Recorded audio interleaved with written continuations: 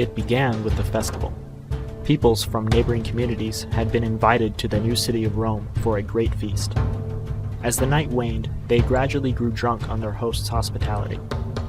Unbeknownst to them, however, a plan was being set in motion. Whispers and the shuffling of feet were drowned out by the lively music.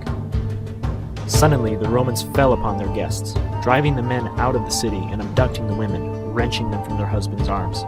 Their screams echo off the surrounding hills into the cool Italian night. And so begins the myth of the rape of the Sabines. Rome, and by extension the world, will never be the same.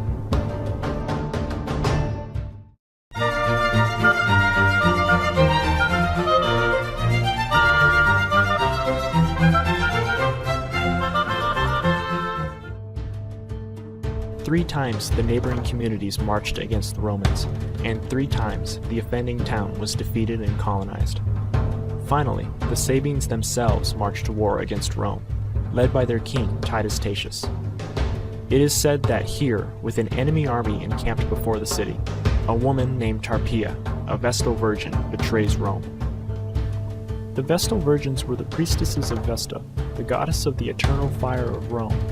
She and other Vestals tended to the sacred fire, which was considered vital for the security of the city, and took 30-year vows of chastity, with exemption from the usual childbearing responsibilities. A Vestal virgin betraying the city of Rome would surely have been an unthinkable act. Now, there's 2 versions to this story. The army of the Sabines encamps on the Lacus Curtius, a low-lying plain between the hills of the city, and the future site of the Forum. At this time, Rome didn't have one set of fortifications, but rather multiple on the separate hills. Actually, it's debatable whether there were any fortifications at this time at all, but we'll go with it. The Sabines scouted the citadel atop the Capitoline, looking for an easy way to storm the hill and gain an advantage over the Romans.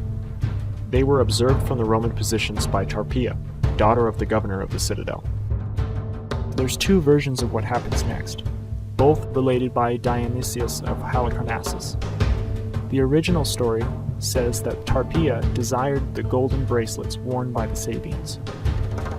For at that time, the Sabines wore ornaments of gold and were no less luxurious in their habits than the Tyrrhenians. The problem with this lies in the traditional description of the Sabines, also related by Dionysius in the very same book, 11 chapters later. Describing the Sabines, he writes, "They say that many of the habits of the Sabines are Spartan, particularly their fondness for war and their frugality and a severity in all the actions of their lives." Needless to say, this doesn't jive well with Tarpeia's avarice and the gold bracelets. However, Dionysius does relate another version of events. According to Lucius Piso, a Roman statesman roughly contemporary with Dionysius in the 1st century, Tarpeia meant to demand the shields of the Sabines, not the bracelets. The words specifically used are the things which all the Sabines wore on their left arms.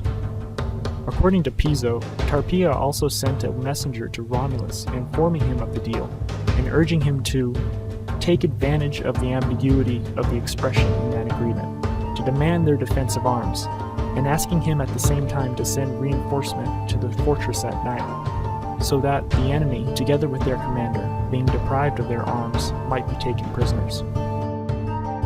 Then, according to Piso, the messenger instead defected to the Sabines, so Romulus never got the message. Regardless of the truth, when Tarpeia opened the gates and demanded fulfillment of their oaths, the soldiers obliged by burying her to death with their shields. It seems popular today to claim that the Tarpeian Rock, an outcropping of the Capitoline Hill, bears her name because her body was flung off it following her death. But that's not what the sources say. Neither Livy nor Dionysius mention this. In fact, according to Lucius Piso, the Romans buried her on the Capitoline Hill and erected a monument, performing yearly libations for her, hardly the burial of a traitor. Even if this is true, the Tarpeian Rock was thereafter used for state executions, at least up until the early imperial period. Regardless of how it came to be, the Sabines were in control of the citadel on the Capitoline, and bloody skirmishing now ensued. Eventually, both sides came to the realization that the contest would have to be decided in a pitched battle. In the second and final of these battles, the two armies met on the Lacus Curtius, and blood flowed the entire day. Then the extraordinary happened. At this juncture, the Sabine women, from the outrage on whom the war originated, with hair disheveled and garments rent, the timidity of their sex being overcome by such dreadful scenes, had the courage to throw themselves amid the flying weapons and make a rush across to part the incensed armies and assuage their fury. If you are dissatisfied with the affinity between you, if with our marriages, then turn your resentment against us. We are the cause of war, we of wounds and of bloodshed to our husbands and parents. It were better that we perish than live widowed or fatherless without one or other of you. Relegated to mere objects at the start of the myth, the women began as the spoils of war, essentially non-persons. And yet, here they are raised to the level of statesmen in their own right, conciliators and ambassadors. It is through the actions of the women that a lasting bond is formed between the family and the state, as well as between the Romans and the Sabines. The Sabine women are thus commended for their bravery and moral courage. There is one more important element to this story. The new wives of the Romans did not come from Rome itself. The Sabine women are foreigners, and only through assimilation do the women become Roman. Females are thus established in Roman history as outsiders, the assimilated other. In addition to establishing the Roman conception of the female, this foundational myth justifies Rome's conquering future, how other peoples can be made Roman through force of arms and subjugation to the will of the Roman state, and how defeated enemies can unify honorably with Rome. This myth also establishes marriage as the mechanism through which conquered peoples become culturally Roman.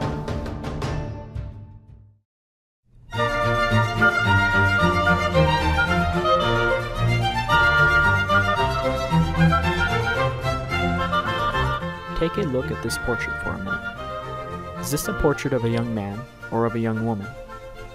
The subject's thick eyebrows seem masculine, but other features such as the lips and the nose are far more delicate. The large eyes and longish hair may lead you to believe that this is a portrayal of a young woman, but you would in fact be mistaken. A contemporary of the boy in Roman Egypt of the 2nd century would have noted that such a lock of hair was worn behind the ears of young men as a rite of initiation. Take a look at this one. With such close-cropped hair and rounded face, you would be forgiven for saying boy. This is in fact the funerary altar of Julia Victorina, and here is the reverse of that same altar. Julia lived 10 years and 5 months. This mature woman we see on the altar's reverse is the woman Julia never grew into, the matron that she was destined to be, but a responsibility she never fulfilled.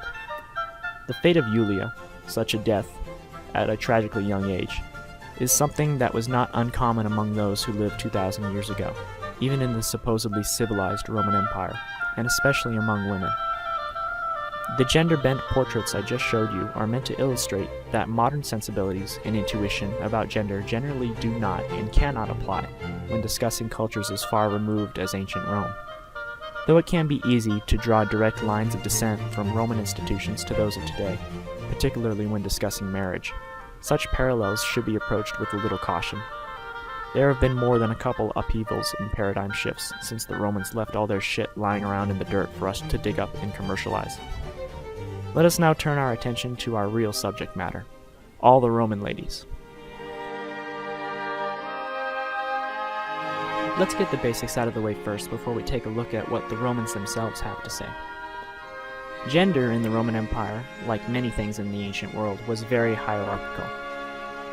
Women were subservient to and considered inferior to males in basically all aspects of society. In medical practice, the virile male body was seen as perfection, the antithesis of the female, which was in contrast an inherently flawed and defective system, often compared to untamable wild animals, or non-Romans, foreigners. In Roman society, female sexual desire was seen as a dangerous and antisocial force.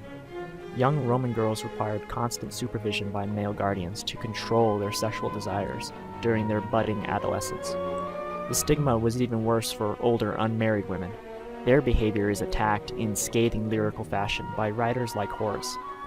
Lesbians got their share of the hate, being depicted as unnaturally male, with toned muscles and Greek names to sound foreign to Roman ears. Just a warning that both of these sources are pretty not safe for work. At the same time, female fertility was the cornerstone of a society in which high death rates were the norm due to warfare and disease. Marriage was thus the solution to the female problem in a way that benefited the state. The untamable woman was domesticated by marriage. In Roman eyes, the purpose of a woman was to get married and have children, Roman children. Young girls were reared with that in mind, receiving little education and not even really much of a childhood. They were forced to grow up fast, married at 12 or 13 to a man sometimes decades their senior. In a letter to a friend, Pliny the Younger expresses his sorrow at the passing of a young girl named Minicia. She had not yet completed her 13th year, and yet she had the judgment of a mature woman and the dignity of a matron, but the sweetness of a little girl and the modesty of a young maiden. How rarely and how demurely she played. With what composure, with what patience, indeed with what courage did she endure her final illness. She had already been engaged to a fine young man. The day had now been set for the wedding, and we had just received our invitations. Now our joy has turned to sadness. What is deeply troubling for Pliny is that the young girl was so close to full womanhood before her death. Not only was Minicia on the brink of marriage, she was already in many ways the ideal young Roman maiden, a little adult. Before we progress any further and really dive into the primary sources, let's take a little time to discuss the sources themselves. The women of Rome don't speak to us directly. They were not the writers, nor the painters or sculptors. The sources we do have about how women live their lives are necessarily passed down to us through the lens of the perspectives of others, in particular of Roman men. Therefore, it is imperative that we identify the motivations of the source as well as their purpose, and bear that in mind. The sources are varied, and the representations of reality they provide are not straightforward renderings of the past as things were, but rather reflect a particular social situation or perspective that the author or artist wishes to convey to his audience.